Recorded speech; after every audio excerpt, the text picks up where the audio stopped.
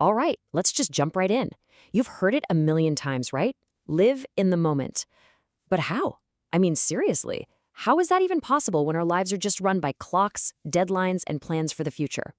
This whole idea of being free from time can feel like a total fantasy. But what if that freedom was the actual key to ending a whole lot of the stress and suffering in our lives? That's the core idea we're digging into today.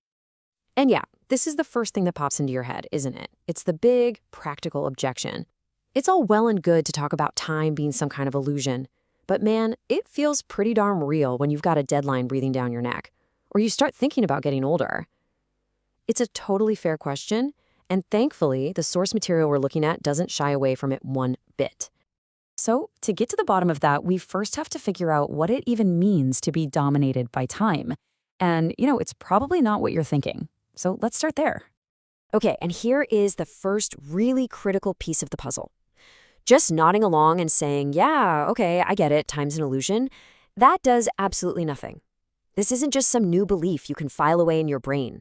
It's something you have to live. You have to actually feel it for it to make any difference at all. So what does that actually feel like? I mean, what are we even talking about here?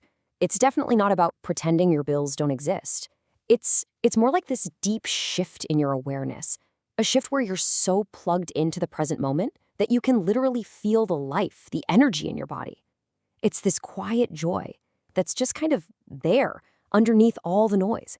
And that's what's being called the joy of being. But how do we get there?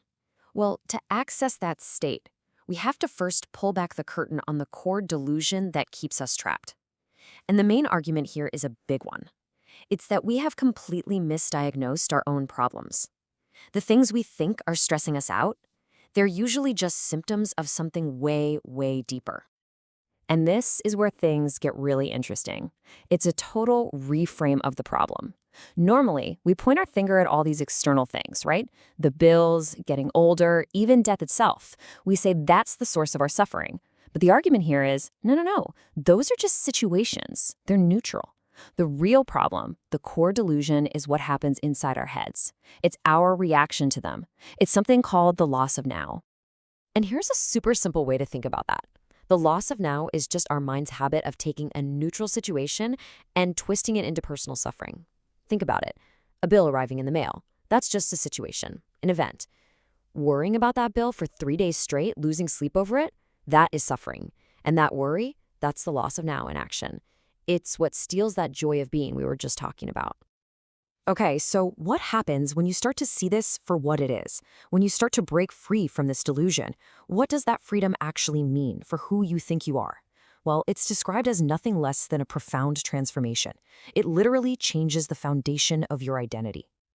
Here's what that looks like in the real world. You stop needing your past to tell you who you are. All your stories, your successes, your failures, they don't define you anymore.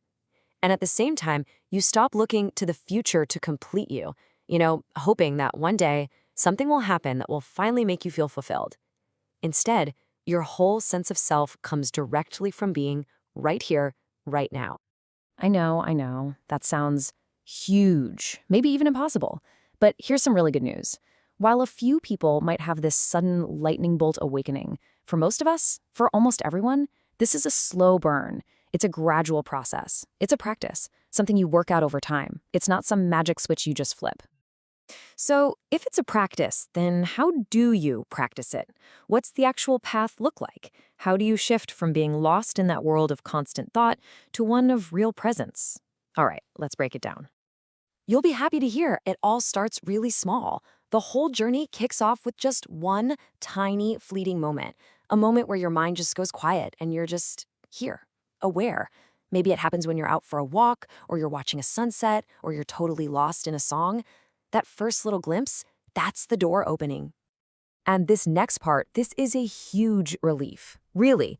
You might think the goal is to be present 100% of the time, and then you beat yourself up when your mind wanders off, which it will, but that's not it. The real win, the big success, is simply noticing that you got lost. The moment you realize, oh, hey, I'm not present, that is presence. That act of knowing is presence coming back, even if it's just for a split second. So you can kind of see the path laid out here. It starts at that first little glimpse. That glimpse then makes you realize, wow, I'm almost never really present. And once you see that, you can start to intentionally choose to come back to the present moment. And the more you do it, the longer you can stay, until eventually being present just becomes your default setting. It's your new normal. So at the end of the day, we're all just shifting between these two states. Here's a great way to picture it. One state is like you're in a raging river of thought, and you're just getting tossed around, completely swept away by the current.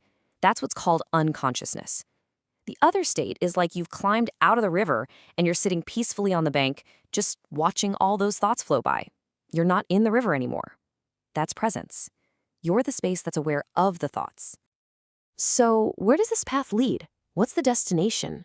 What's it like when sitting on that riverbank isn't a special occasion, but it's just where you live now? Well, this is what the source material points to as the ultimate prize. That joy of being. But we've got to have a little reality check here. Even though this might be our natural state, for most people, it's a completely foreign country. It's almost entirely unknown. We might stumble into it by accident, for a brief, quiet second, but before we even realize what's happening, we're yanked right back into that river of thought.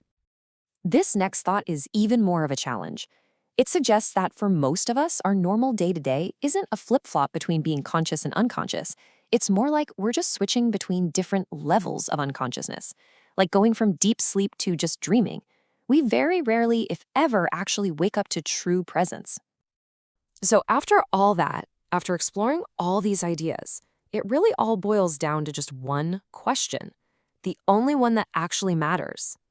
Right here, right now. As you're listening to me, are you really here? Are you aware? Are you present?